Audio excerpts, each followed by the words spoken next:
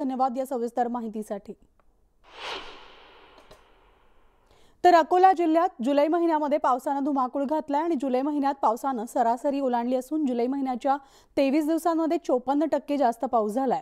तर दुसरीकडे जिल्ह्यात धरणांच्या जलसाठ्यात सुद्धा वाढ झाली आणि अकोला शहराला पाणी पुरवठा करणाऱ्या काटेपूर्णा धरणात 59.28% जलसाठा झालाय आणि त्यामुळे अकोलेकरांची उन्हाळ्यातील पाण्याची चिंता आता मिटणार आहे।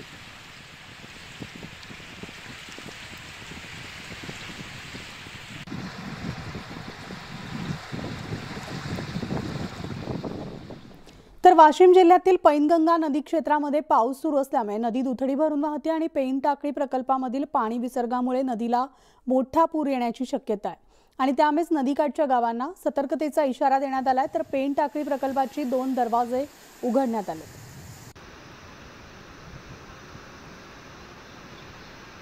तरी दृश्य आहेत वाशिम मधली नदीकाठच्या गावांना सतर्कतेचा इशारा देण्यात आलेला आहे। सततच्या पावसाने पैनगंगा नदी दुथडी भरून वाहते। आमचे प्रतिनिधी किशोर गोमाशे आपल्या सोबत आहेत। किशोर, सध्या काय परिस्थिती आहे?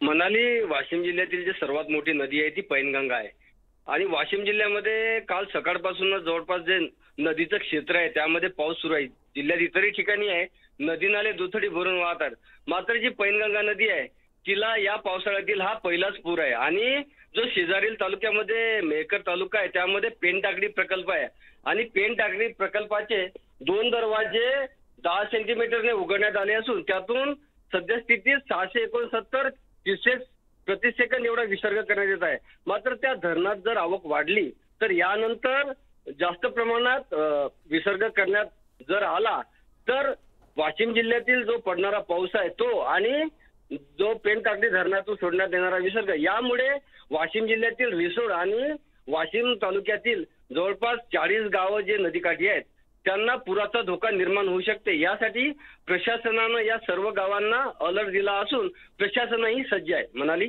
धन्यवाद किशोर या सविस्तर माहितीसाठी।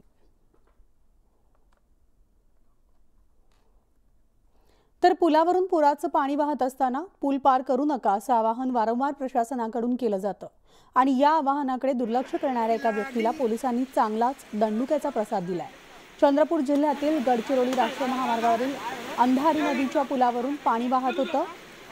तरी हा पूल एका व्यक्तीने पार केला आणि हा पूल पार करण्याचे कारण विचारल्यावर त्या व्यक्तीने उडवाउडवीची उत्तरं दिली आणि त्यानंतर पोलिसांनी दंडुक्याचा प्रसाद देत त्याला चांगलाच धडा शिकवला।